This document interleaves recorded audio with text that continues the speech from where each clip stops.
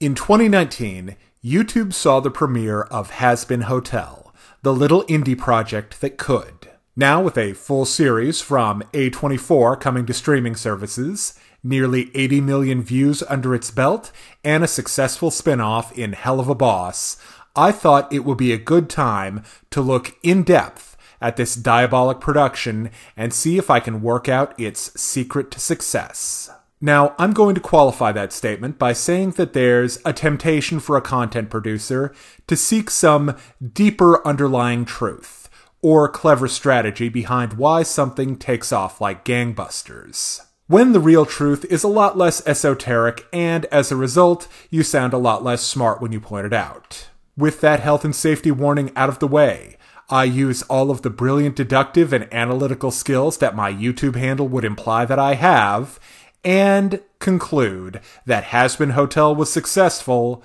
because it's memorable. Now, if you just rolled your eyes and said, well, duh, Captain Obvious, first, thank you for the promotion.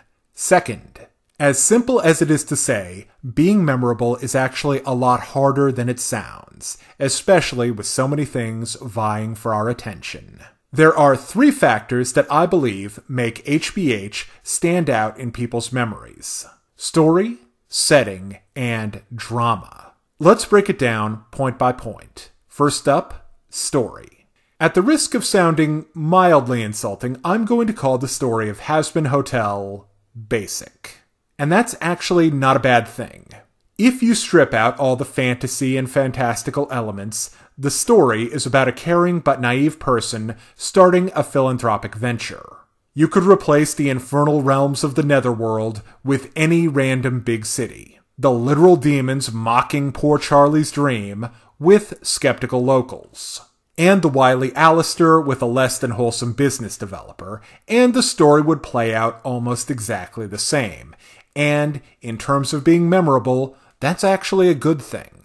It allows you to quickly and easily identify who and what everything is, and why the characters are doing what they're doing.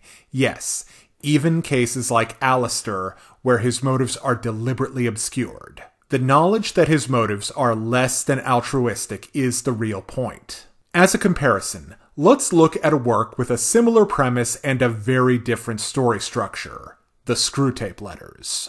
If you are unfamiliar, the story is about an older demon mentoring a younger one in an office/bureaucracy version of hell. The difference is, Screwtape Letters is obsessed with the exact hows and whys of how its characters are doing what they're doing, to the point that it barely has a traditional story structure. So unless you're deeply interested in the minutiae of world building, one story is vastly easier to remember than the other.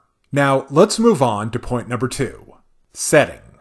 As irrelevant to the plot as the setting is, it's absolutely pivotal to what makes Hazbin Hotel memorable. There are 2 main reasons for this.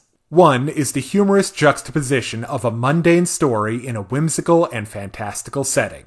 Yes, I did just refer to hell as whimsical, follow me on this.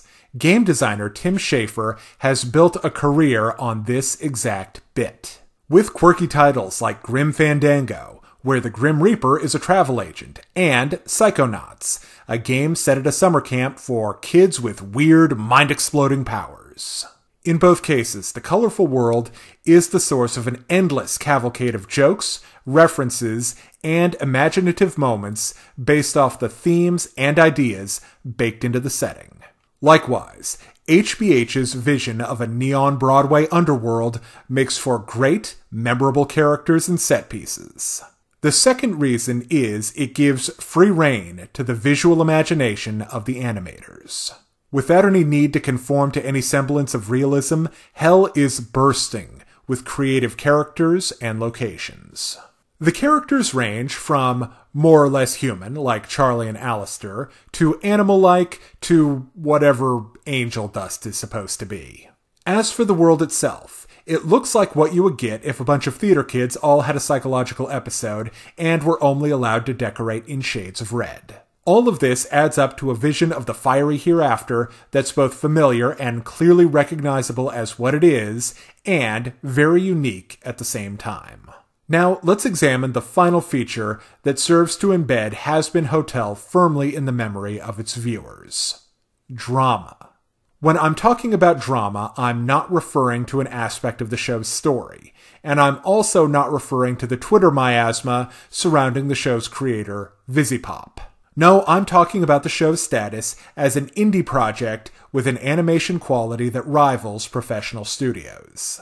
Everybody likes a Cinderella story. For a long time now, YouTubers have seen themselves as potential rivals to network TV, but never really given the recognition they deserve.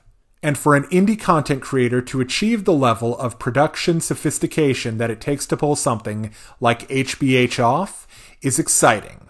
And I think it gives hope to a lot of smaller content creators that someday hope to have their moment to shine as well. This is what we call a compelling personal story, and that is, by the way, something that marketing gurus never shut up about.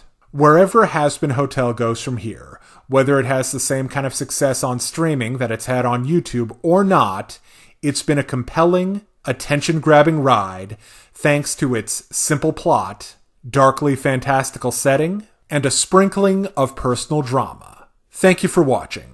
If you're interested in supporting my work outside of YouTube, check out Sorcerous, a dark fantasy mystery RPG available right now on Steam.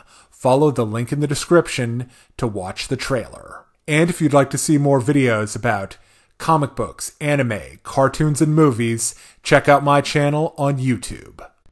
Hey kids, today's show is brought to you by the letter 4 and the number potato!